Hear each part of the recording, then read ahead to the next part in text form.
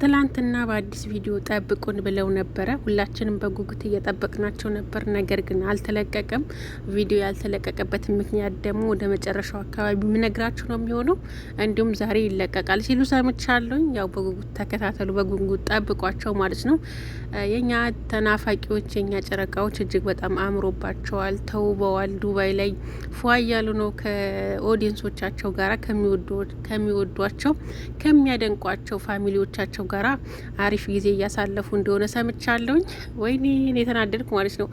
ዱባይ በሆንኩኝ ብዬ ነው በቃ የተመኘሁት። ዱባይ ብሄድማ በቃ አገኛቸው ነበረ። ዱባይማ ብሆን አገኛቸው ነበረ ማለት ነው። ግን ያው ዱባይ አይደለም ያለሁት፣ የሚያሳዝነው ነገር እና ሚዲያው ደግሞ እየተነጋገረ መነጋገሪያ ሆነዋል። ሚዲያው ላይ ለምን ወርቅ ስላላችሁ ለምን ኦዲየንስ ታዋጣላችሁ? ቅናት ማለት ነው። ቅናት ርርድብ እናርጓቸዋል። ማንም ሰው ህፃን የለም እዚህ ሚዲያ ላይ ማለት ነው። በነገራችን ላይ ማንም ሰው ከ18 ዓመት በታች የለም። የመዳም ቅመሞች ደግሞ ከሆንን ከ20 እና ከ30 ዓመት በላይ ያለ ነው እዚህ ሚዲያ ላይ ያለው ማለት ነው። ስለዚህ ማንም ምናልባት እነዚህ ልጆች ቢረዱ ቢያዋጡላቸው ቢሰጧቸው ስጦታ ነው እየሰጡ ያሉት። ከተረፋቸው ላይ ካላቸው አስፈላጊውን ነገር አድርገው የተረፈ ካለ ነው እየሰጡ ያሉት እንጂ እነሱ ተቸጋግረው መዳም ቤት ስለሆኑ ተጨንቀው ለቤተሰቦቿ ቡና መግዣ ሳትልክ አይደለም ለና አብርሽ እያዋጣች ያለችው ማለት ነው።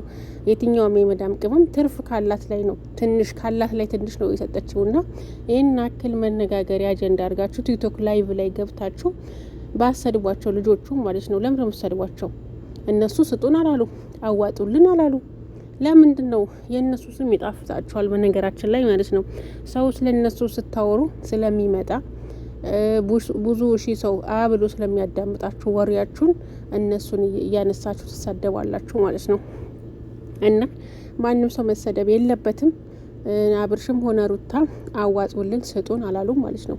ማንም ሰው ሁሉም ሰው በፍላጎቱ ነው እያደረገ ያለው። እነዚህ ልጆች ተወቃሽ አይደሉም።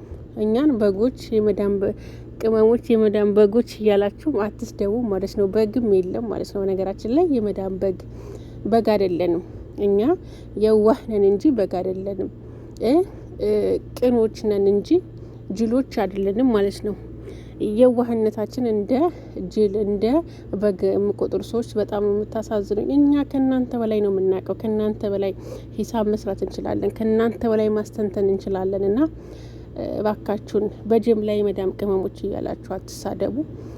መርዳት የሚፈልግ ይርዳ፣ ምን አገባችሁ? መቼም እንደነገርኳችሁ ነው ማለት ነው። ማንም ሰው ተቸጋግሮ አይደለም እየረዳ እየሰጠ ያለው እያዋጣ ያለው ካለው ላይ የተረፈውን ነው እየሰጠ ያለውና አያገባችሁም። ዝም በሉ።